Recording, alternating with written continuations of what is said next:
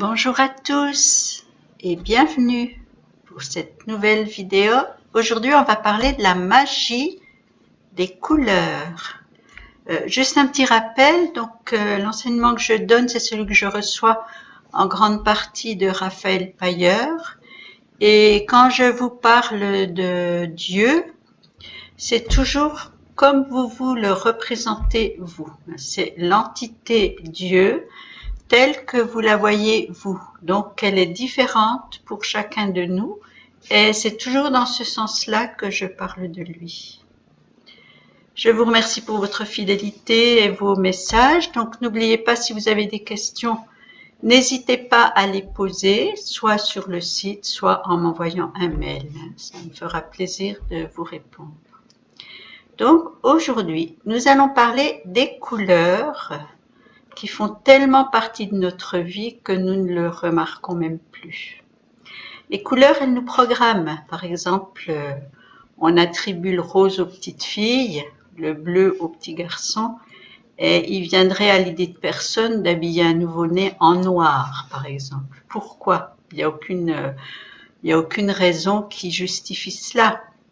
C'est simplement un ressenti parce que, en général, le noir est une couleur qui évoque plutôt la mort et pas la naissance. Donc c'est pour ça qu'on aura plus tendance à habiller un nouveau-né en blanc qu'en noir. Est-ce que c'est un hasard? Non. On va reparler de tout ça, mais pour commencer, qu'est-ce que la couleur? Là, je vais vous donner la définition technique. C'est ce qu'on voit du spectre lumineux. Ce sont des ondes qui émettent chacune une couleur précise et unique. Ça va du violet au rouge, entre le blanc et le noir. Donc, il y a une couleur par onde et chaque onde a sa couleur. Une couleur n'a qu'une seule onde et une onde n'a qu'une seule couleur. Donc, regardez le tableau qui suit. On vous a mis les couleurs avec leur longueur d'onde et leur fréquence en hertz. C'est un tableau classique que vous trouvez en général dans les livres de sciences. Voilà. Au-delà de ce tableau, au-delà de ces ondes, la lumière devient visible. C'est ce qu'on appelle l'ultraviolet, qui sont les rayons de bronzage, et l'infrarouge, qui sont les rayons caloriques. Donc les couleurs s'étendent entre ces deux rayons-là, l'ultraviolet, l'infrarouge, et la couleur qu'on voit, c'est la radiation qui reste quand le blanc, qui est la lumière, a absorbé toutes les autres. Chaque couleur, c'est donc une perte de lumière et c'est peut-être pour ça que Raphaël Pailleur dit que la couleur est une souffrance de la lumière. Mais si les couleurs naissent du noir, chaque couleur ne serait-elle pas plutôt une guérison de l'obscurité? Je vous laisse y réfléchir et nous ne percevons pas tous les couleurs de la même façon.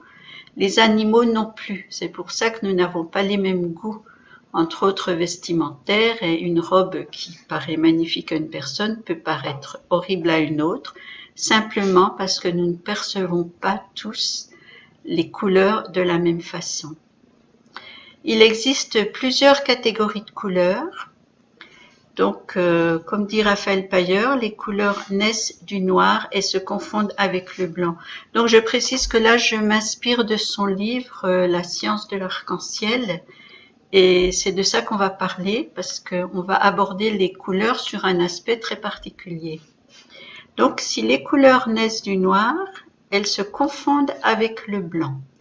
Le noir, c'est donc l'absence de lumière, donc de couleur, l'obscurité qui est prête à recevoir la lumière. Et pour ça, le noir symbolise l'accueil. Le blanc, par contre, c'est le mélange de toutes les couleurs, le rayonnement total, donc la lumière. Entre noir et blanc se trouve d'un côté l'arc-en-ciel et de l'autre le vert négatif. Je vous en reparlerai tout à l'heure. Il existe trois couleurs primaires, le bleu, le rouge, le jaune. Elles sont primaires parce qu'on ne peut les fabriquer avec aucune autre. En les mélangeant, elles donnent trois couleurs secondaires, le violet, c'est-à-dire bleu plus rouge, le orange, qui est le rouge plus jaune, et le vert, qui est le bleu plus le jaune. Et le mélange des primaires et des secondaires, ça donne les tertiaires. Donc regardez, voici le tableau des couleurs primaires, secondaires, tertiaires.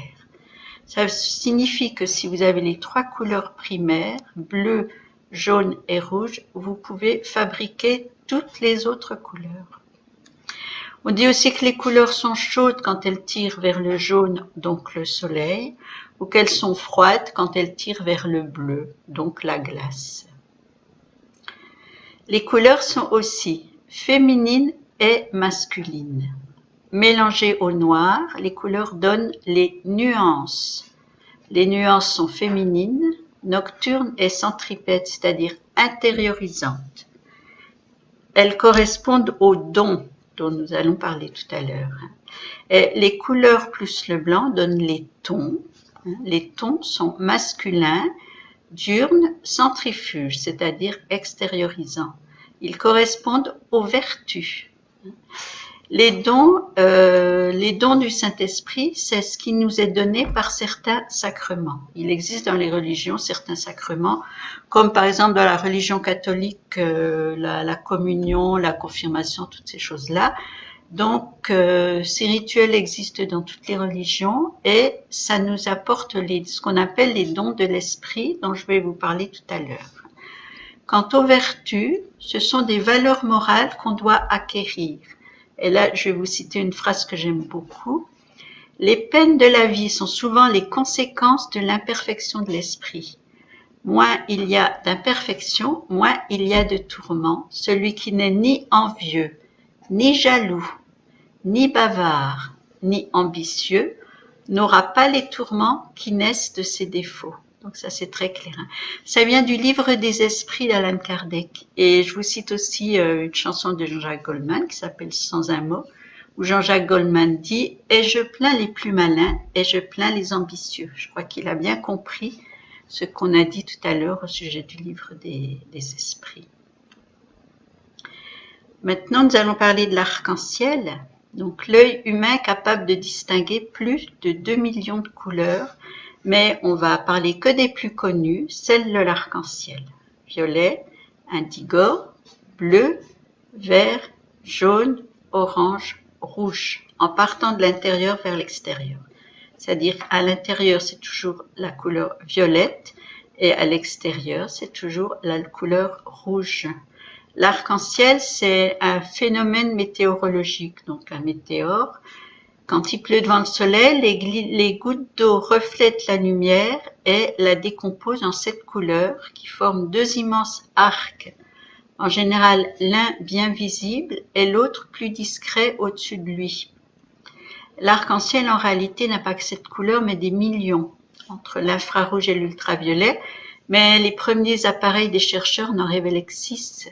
C'est Newton qui a découvert l'indigo et qui l'a ajouté en référence au 7, le nombre de planètes connues à l'époque. Donc, d'après le livre La science de l'arc-en-ciel de Raphaël Payer, chaque couleur de l'arc-en-ciel évoque un don spirituel ainsi que sa vertu correspondante. Nous allons voir lesquelles. Chaque couleur favorise un état d'esprit particulier qui nous permet de tisser notre arc-en-ciel intérieur pour accéder à la paix et à une meilleure connaissance de nous. Quand on médite sur une couleur, ça nous apaise, ça favorise la descente en nous-mêmes jusqu'à la lumière noire qui est propice à l'ascension de l'esprit. Après, on remonte. Donc, on va continuer l'analyse et voir chaque couleur. Donc, le noir n'est pas une couleur, c'est l'absence de couleur. Donc, il n'inspire ni don, ni vertu. Il est invisible dans l'arc-en-ciel, mais comme c'est lui qui le crée, c'est à partir du noir que nous allons tisser notre arc-en-ciel intérieur. Donc, ça, nous le verrons un peu plus tard. Le noir appelle la lumière. Il évoque la réceptivité, l'ouverture à l'essentiel et la pauvreté dans son sens spirituel, c'est-à-dire ce n'est pas le manque de richesse matérielle, mais la conscience que sans l'autre, on ne peut pas s'accomplir. Donc le pauvre spirituel, c'est celui qui veut se passer des autres et faire est tout faire seul, qui ne comprend pas qu'il a besoin des autres. Et le riche, c'est celui qui a compris qu'il a besoin des autres et qu'il n'est rien sans les autres. Donc rien à voir avec la richesse matérielle ou la pauvreté matérielle, et certains enseignements qui vous disent qu'il faut être pauvre pour mériter le paradis. Ça a été une mauvaise traduction de la Bible. Quand le noir est maléficié, il symbolise la peur, mais la peur en tant qu'absence d'amour, donc absence de lumière. Et il symbolise la mort, mais la mort en tant que refus de la lumière. Le noir, c'est aussi la couleur de Satan, le prince des ténèbres. D'ailleurs, quand on l'invoque, c'est dans des messes noires. Le noir maléficié, c'est le mal, les passions haineuses dues à l'ignorance. Mais le noir bénéfique nous permet de découvrir notre noirceur intérieure pour la muter en lumière. Le rouge, donc on va partir du haut de l'arc-en-ciel, on va descendre. Le rouge, c'est la couleur des couleurs. Il est assimilé à la beauté. D'ailleurs, la place rouge en russe, le rouge, ça veut dire beau. La place rouge à Moscou, c'est la belle place à Moscou. Le rouge, c'est la couleur la plus voyante, alors on l'utilise le plus, surtout en pub, les panneaux de signalisation, les extincteurs, toutes ces choses-là. C'est la couleur qu'on utilise le plus parce qu'elle attire les yeux. Ça symbolise l'intériorité, la source profonde et l'action qui libère de l'enfermement, donc la colère, mais positive, la colère qui libère. Maléficié, le rouge, c'est la couleur du péché, de l'immoralité, car il nous donne le pouvoir d'agir contre l'énergie d'amour. Le rouge est soit féminin, c'est le rouge plus le noir, soit masculin, le rouge plus le blanc. Donc vous vous souvenez, nuance et ton.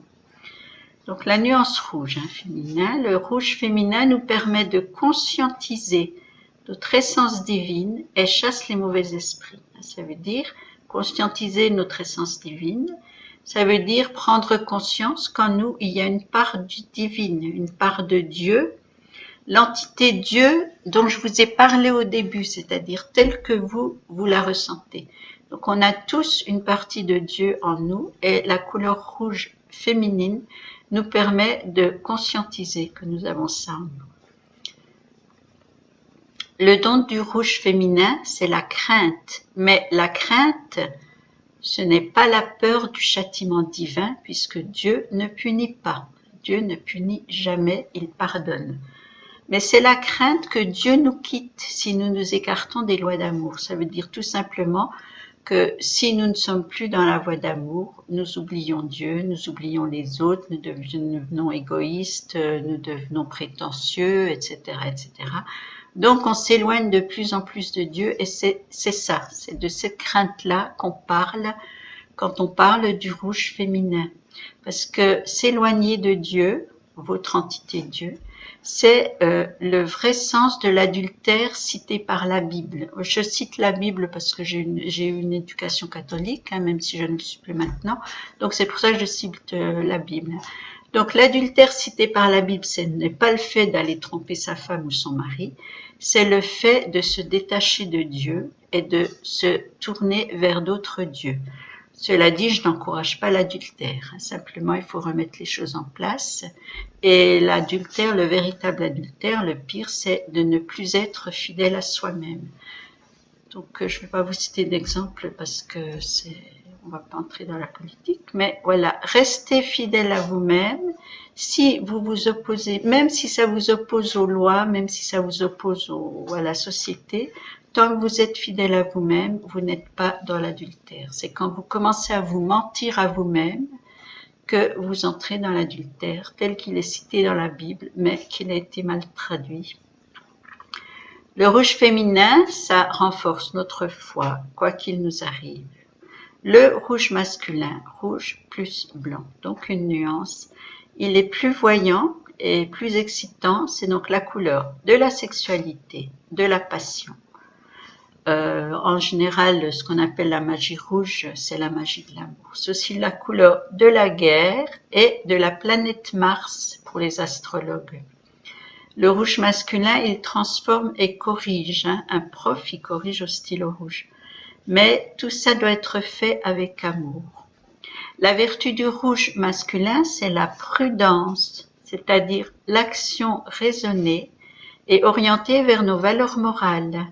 La prudence nous révèle nos motivations profondes pour échapper aux pièges de l'ego et au conditionnement extérieur. Elle nous invite à remplacer la question « Qu'est-ce que les autres peuvent pour moi ?» par « Que puis-je pour les autres ?» Vous voyez le basculement par rapport à l'ego. Deuxième couleur, l'orange, qui est la couleur de la thérapeutèse. C'est le terme qui signifie prendre soin de quelqu'un. Maléficier, c'est la libido débridée, l'idolâtrerie, qui recherche la plénitude ailleurs qu'en Dieu. L'orange féminin valorise la réalité divine qu'on a conscientisée avec le rouge et valorise notre relation à Dieu, à l'entité Dieu. C'est donc la couleur de la prière et de l'échange des souffles qui est une expérience de valorisation ultime, partage des âmes. L'orange, c'est la couleur de la sexualité sacrée et le don de l'orange féminin est la piété. La piété, c'est ce qui nous pousse à valoriser la réalité profonde de chacun, mais seulement après nous être valorisés nous-mêmes en valorisant la présence divine en nous. C'est-à-dire si nous n'avons pas conscience, si nous ne prenons pas conscience de notre valeur, nous ne pouvons pas donner de la valeur aux autres. Donc la valorisation commence par soi-même, ce qui n'a rien à voir avec le piétisme des grenouilles de bénitier.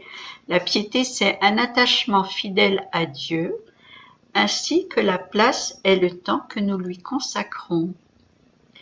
L'orange masculin, qui est l'orange plus le blanc, c'est la couleur de la valorisation de soi. C'est aussi la couleur du plaisir, du bien-être, on l'utilise beaucoup en cuisine, du confort, c'est la couleur du TGV, et c'est la couleur des épicuriens. C'est aussi la citrouille d'Halloween, quand les morts viennent demander de l'aide aux vivants. La vertu de l'orange masculin, c'est la tempérance. La tempérance, c'est ce qui nous fait choisir uniquement ce qui est conforme à notre réalité pour gérer notre vie grâce à la prudence qu'on a déjà expérimentée avec le rouge. Donc, il y a déjà une progression. La tempérance, c'est la modération du plaisir en fonction de nos besoins réels et de notre vocation. Comme ça, le désir est comblé et il mène à la plénitude parce qu'il prend une dimension supérieure. La tempérance n'est pas la médiocrité, mais la médiéité. Une sélection et non un refus des plaisirs. On choisit toujours le juste milieu. Pour les astrologues, c'est le principe du thème composite dont on parle en astrologie relationnelle. Ensuite, le jaune. Le jaune, c'est la couleur la plus expansive parce que c'est celle de l'or et du miel qui sont éternels et inaltérables. Il symbolise l'intellect, la connaissance, la mémoire. Avec le jaune, on partage les ressources acquises dans le rouge et accrues dans l'orange.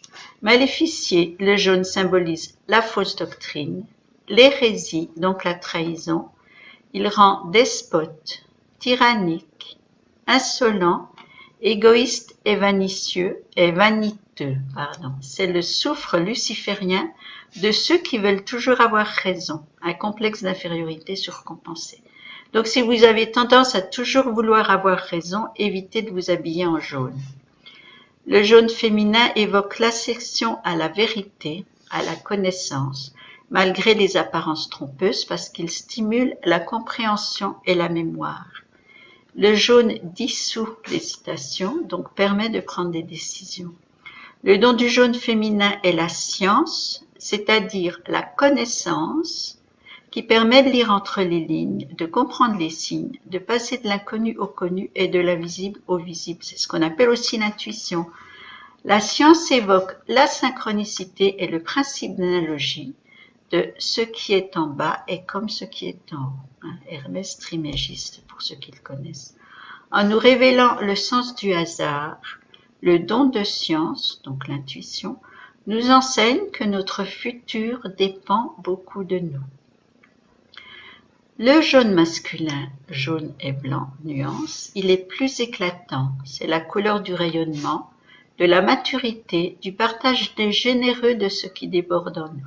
Il symbolise l'expression personnelle, la confiance en soi, celle de la victoire. C'est d'ailleurs la couleur du maillot jaune pour les amateurs de vélo. La vertu du jaune masculin, c'est la justice, c'est-à-dire notre capacité à rayonner le meilleur de nous-mêmes pour l'offrir à l'autre, selon ses besoins et tel qu'on est. La justice, c'est respecter, la vertu de justice, c'est respecter la réalité de l'autre sans vouloir décider pour lui et en se respectant soi-même. C'est le principe du gâteau, qu'on ne partage pas en parts égales, mais selon la fin de chacun. Donc vous voyez que là, les vertus et les dons n'ont rien à voir avec ce qu'on leur donne, avec la signification qu'on leur donne traditionnellement. C'est vraiment une démarche ésotérique et spirituelle. Nous arrivons au vert. Le vert, c'est une couleur très mystérieuse. C'est déjà le centre du spectre visible entre les couleurs chaudes et les couleurs froides, mais il est plutôt classé dans les couleurs froides. Pareil, à chacun de ressentir. La vertu secrète du vert, c'est qu'il contient du rouge. Le vert est instable, volatile, mutable. C'est toujours le vert qui s'efface en premier sur une photo. Donc c'est donc la couleur de l'incertain, le hasard, le destin, la chance. Le vert, c'est aussi l'amour oblatif, celui qui donne sans attente, donc la gratuité. L'amour fontaine, la planète Vénus pour les astrologues et le chakra du cœur, vert, aussi rose, mais surtout vert. Le vert, c'est la couleur de la santé, celle qui consiste à s'harmoniser à l'événement qu'on vit. Mais maléficié, le vert, c'est la couleur de la peur et de la maladie. Quant au vert négatif, le vert négatif, c'est le vert qui est situé juste en face du vert positif, entre le noir et le blanc, donc invisible. Donc vous regarderez sur la photo du cercle des couleurs, le vert négatif est en face du vert positif. Le vert négatif est assez dangereux parce qu'il émet des ondes de mort. Les géobiologues le connaissent bien parce qu'il apparaît au croisement de deux courants électromagnétiques inversés volontairement ou non par rapport à leur orientation d'origine. Par exemple, si on fait un chantier sur deux failles parallèles et que l'une des deux est déviée jusqu'à croiser l'autre, ce croisement va créer un vortex inverse qui émet du vert négatif, extrêmement agressif. Là, regardez l'image du vert négatif juste en face du vert positif. Donc, vert négatif, attention, il est mortel. Si les maisons qui tuent, entre autres, les maisons où il y a des successions de cancers, de gens qui meurent de maladies, sont souvent construites sur des ondes de vert négatif. Et les géobiologues le connaissent et apprennent à le détourner. Le vert féminin, c'est le vert plus noir. C'est la couleur de la mort, mais la mort symbolique qui mène à une transformation totale, à une autre réalité. Mourir, ça veut dire se vider de soi-même pour accueillir le différent. Je me vide de moi, je renonce à moi pour accueillir l'autre en moi, pour une nouvelle créativité, parce que je vais m'enrichir de la richesse de l'autre et cela va augmenter mon état d'esprit créatif. Par contre, mourir à soi-même, ça veut dire renoncer à son ego ou le rééquilibrer, parce que on fera une session sur l'ego et vous verrez qu'il ne faut pas le démolir, mais simplement le rééquilibrer. Donc, renoncer à ma part égotique pour laisser entrer l'autre en moi, ça peut au contraire provoquer la peur. C'est-à-dire que je renonce à tout ce que je sais de moi pour accepter l'inconnu de l'autre. Donc, ça peut provoquer la peur, on dit quand on est vert de peur. Le repli sur mon ego, donc je renonce, je refuse, je veux rester sur mon ego et à ce moment-là, je refuse l'autre. Et dans ce cas, on moisit, nous moisissons de l'intérieur et le vert devient la couleur de la dégénérescence. Le don du vert féminin, c'est la force qui est justement la capacité de s'effacer devant l'autre, de mourir à soi-même pour renaître à une nouvelle réalité, comme la femme enceinte qui se retire en elle-même pour son enfant qui devient son centre. Totalement inconnu, mais elle l'accepte. Ça peut faire peur, mais elle l'accepte. Donc c'est cette force-là. La force, elle nous permet de vaincre la peur égotique de cette mort symbolique. Elle nous aide à sortir de nous-mêmes pour participer à la réalité de l'autre, mais sans sacrifier notre vocation. Très important, ne jamais renoncer à soi-même. On se met en sommeil au profit de l'autre, mais on ne s'annule jamais. Tant qu'on n'a pas pris conscience de sa propre valeur, de l'amour qu'on a pour soi, on ne peut pas reconnaître la valeur de l'autre, on ne peut pas aimer l'autre correctement. Voyons le vert masculin. Donc le vert plus blanc, c'est aussi la couleur du changement, mais cette fois suite aux abandons et aux ruptures. On doit constamment mourir pour renaître et on doit constamment accepter cet état pour en faire le deuil. Le vert masculin nous invite à casser les codes qu'on a reçus, l'éducation, la religion, la morale, etc., pour remettre nos certitudes en question. C'est donc la couleur de la libération, alors que le rouge était celle de l'interdit. Donc casser les codes, ça veut dire renoncer à tout ce qu'on a appris, ou remettre en question tout ce qu'on a appris, pour se créer ses propres valeurs, son cheminement personnel. C'est ce qu'on appelle aussi l'individualisation. Et pour les astrologues, c'est le passage de Saturne à Uranus qui se fait par Chiron. La vertu du vert masculin est la force. Donc le vert masculin ou féminin est le don de force qui devient la vertu de force.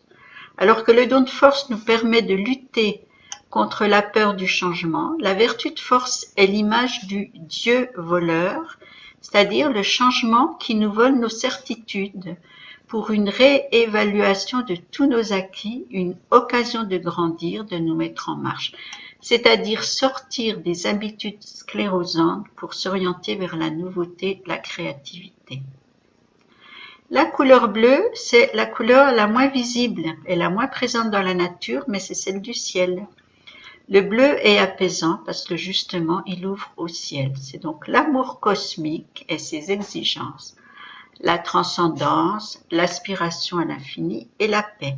Il nous pousse à communiquer en choisissant librement le mode amour et ouverture de conscience. Quand il est maléficié, le bleu déconnecte du réel et mène au mirage, à l'illusion parce que le ciel est sans limite et ce manque de repères peut rendre fou. Le bleu féminin, bleu plus noir, invite à l'amour en renonçant à l'esprit du monde, à celui qu'on appelle Satan, qui symbolise tout simplement le matérialisme. Donc je vous rappelle en passant que Satan n'existe pas, c'est une invention de l'homme, je dirais même une invention de certaines personnes pour assurer un contrôle sur d'autres personnes. Et les gens qui voient Satan partout ne font que voir leur Satan intérieur qu'ils projettent sur tout le monde. Donc il faut qu'ils travaillent sur leur Satan intérieur, leur peur intérieure, au lieu de les projeter sur les autres. L'absence de Satan, c'est la lumière. La lumière vous apporte le calme, la sérénité, la joie de vivre. Donc Satan, le matérialisme. Avec le bleu féminin, on se tourne vers Dieu, l'entité Dieu, pour se conformer à ses lois, d'où un combat intérieur.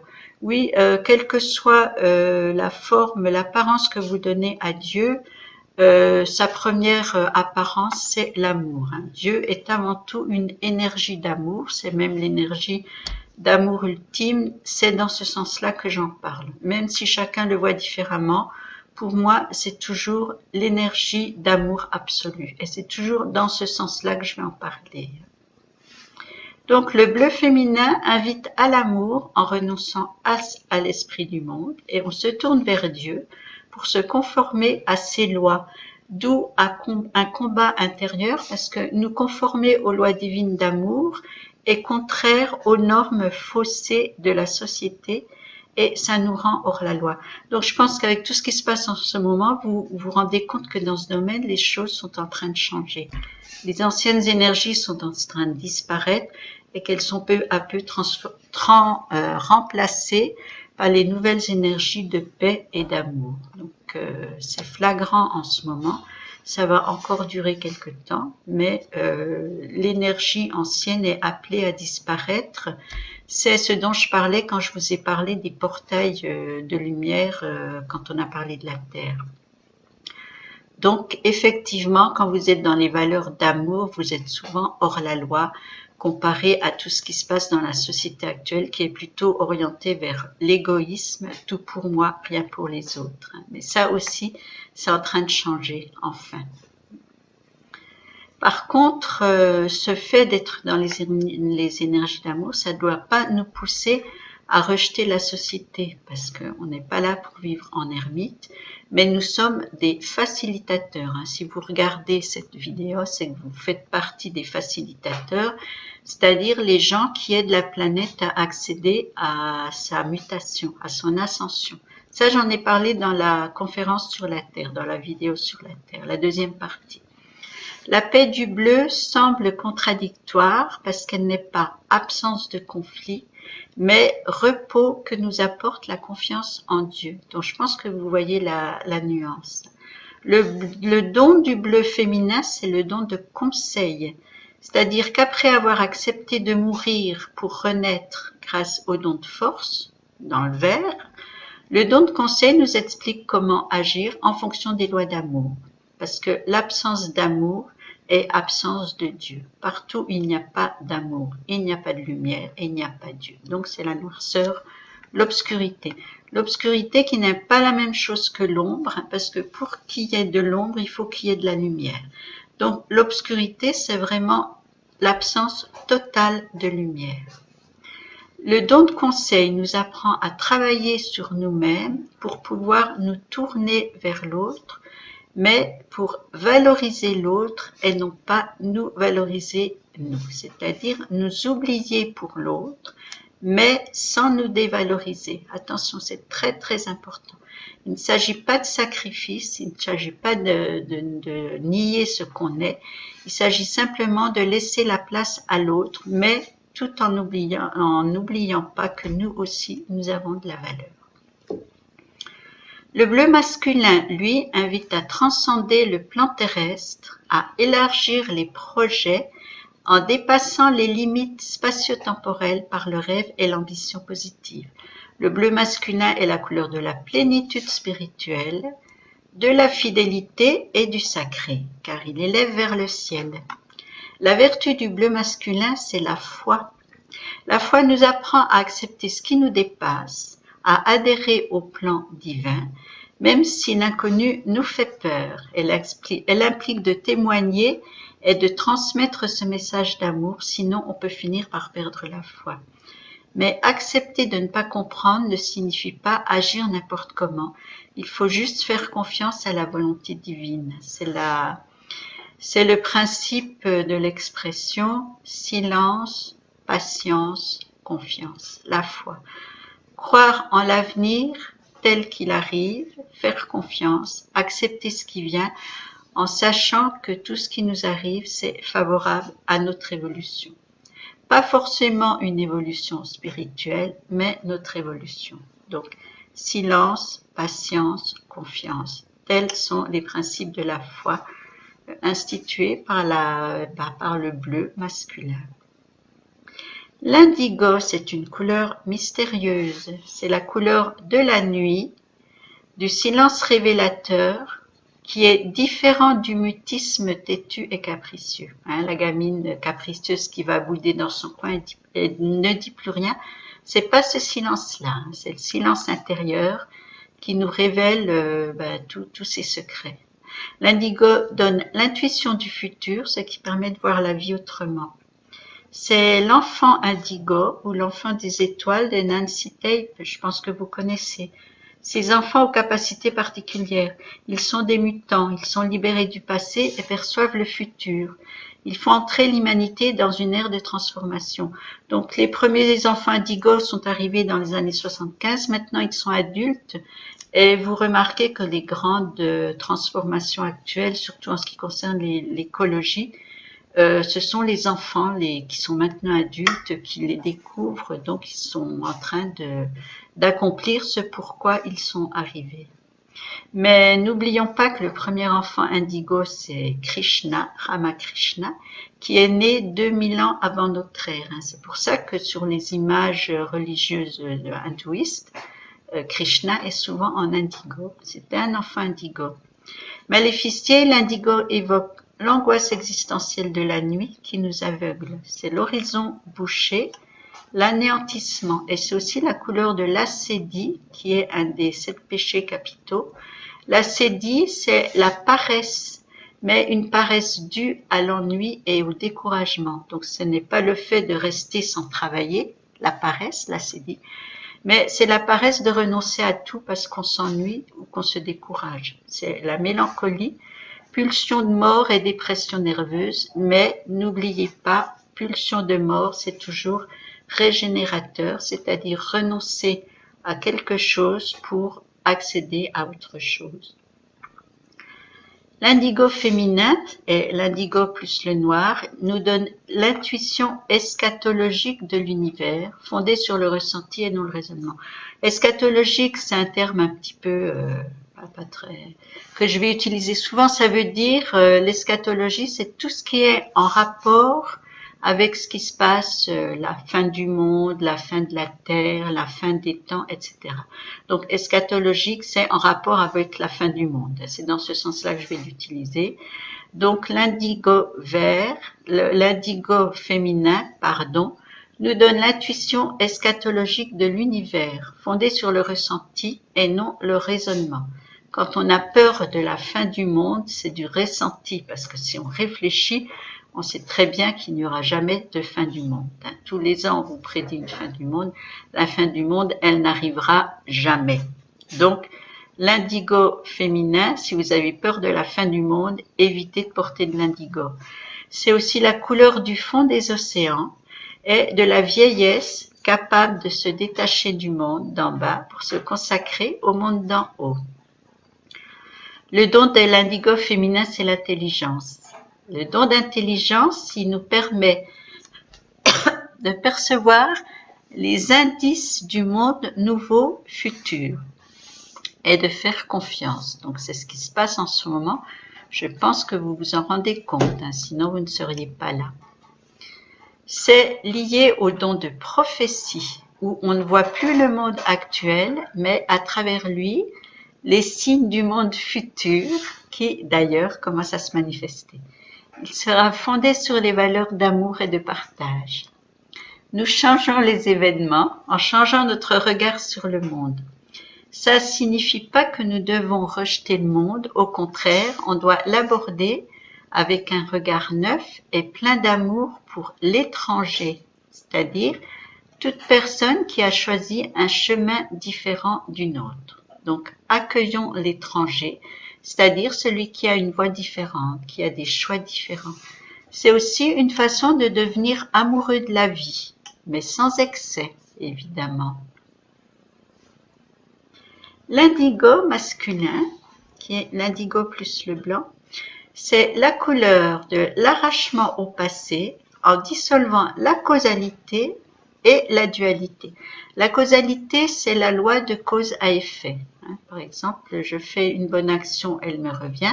Je fais une mauvaise action, elle me revient. La dualité, c'est le fait de tout diviser en noir, blanc, bien, mal, etc. Ça, c'est typiquement humain. La dualité n'existe pas dans les autres plans d'existence, dans les plans supérieurs, au-delà du voile. La dualité, c'est foncièrement humain. Parce qu'il faut renoncer à ça, parce qu'on ne répare pas du vieux avec du neuf. Donc, on doit abandonner le connu pour accueillir le nouveau et rester attentif dans l'attente du divin.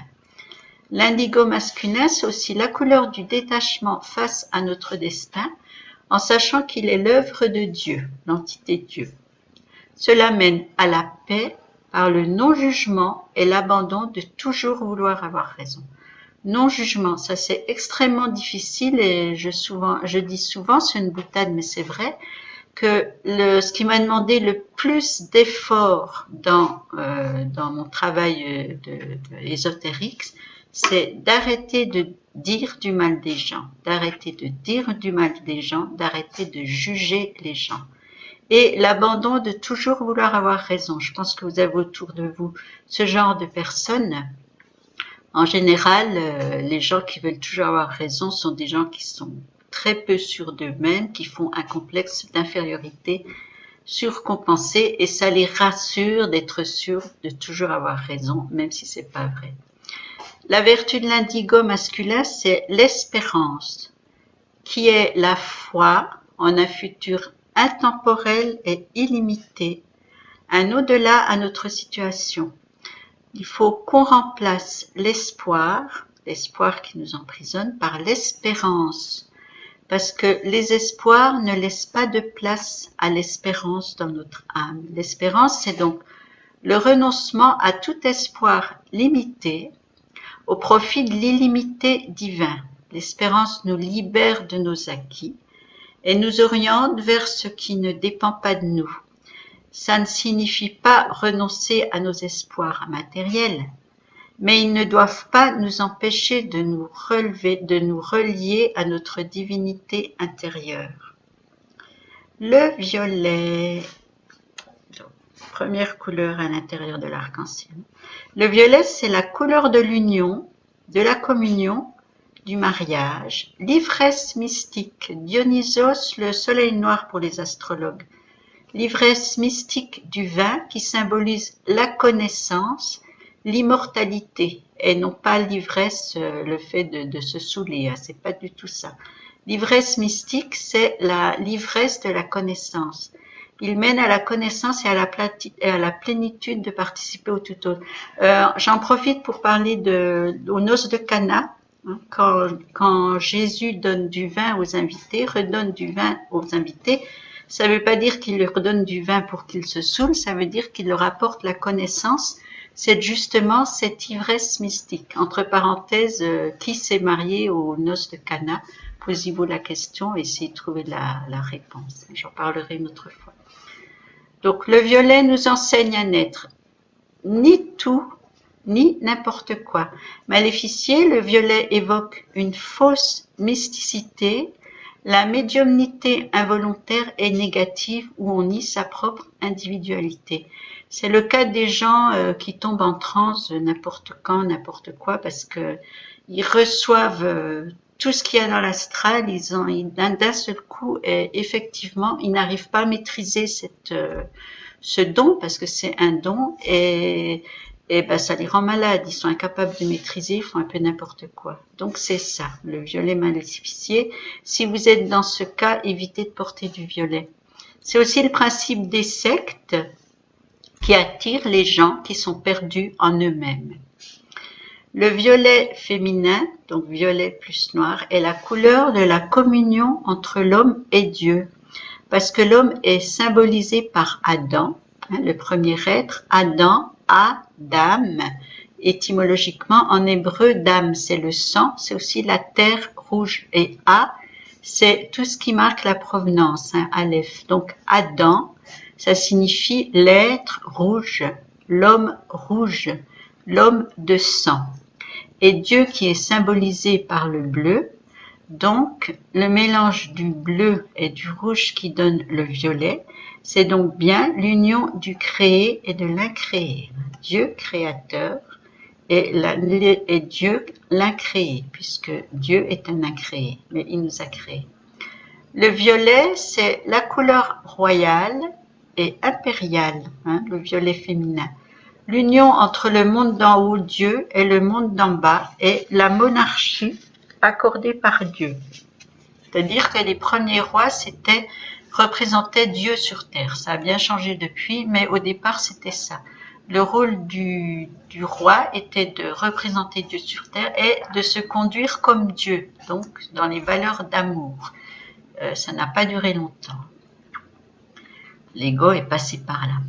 Le don du violet féminin est la sagesse qui consiste à vivre sa vie dans la réalité divine, c'est-à-dire l'amour, en y participant. Elle nous mène à l'humilité. Ainsi l'homme devient Dieu, mais reste un homme, mais son âme se divinise et il s'élève par la grâce qui le pénètre. La grâce, c'est l'aide surnaturelle. Chaque fois que vous avez une intuition qui vous aide, c'est ça la grâce.